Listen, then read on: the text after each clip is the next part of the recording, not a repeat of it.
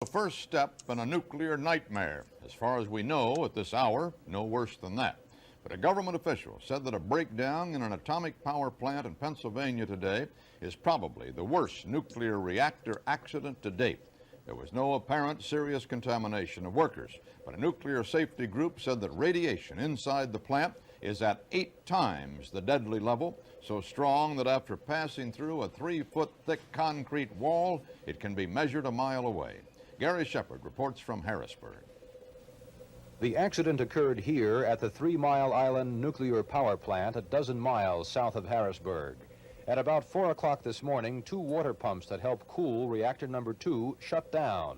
Officials say some 50 to 60,000 gallons of radioactive water escaped into the reactor building, and that the radioactivity penetrated the plant's walls. Steam escaped into the atmosphere, and radiation was detected as far as a mile away. At least 50 workers, and perhaps twice that number, were at the plant when the accident occurred.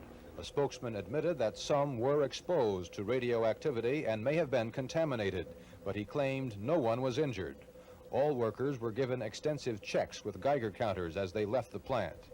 Reporters were not permitted inside the facility today, but this is what reactor number 2's control room looked like last September when it was still undergoing testing.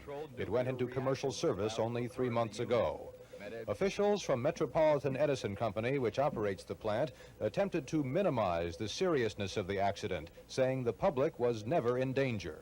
We may have some minor fuel damage, but we don't believe at this point that it's extensive. The radiation levels at the site boundary are really only a tenth of the general emergency level where we normally get concerned. We do have our crews out. We're monitoring for airborne contamination. The amount that we found is minimal. Very small traces of radioactivity have been released from the plant. But the company's statements have not answered several important questions. How much radioactivity has already escaped from the plant? How high is the radiation level inside the plant? And is there still a high level of radioactive steam inside? The Nuclear Regulatory Commission has already begun a complete investigation into today's accident.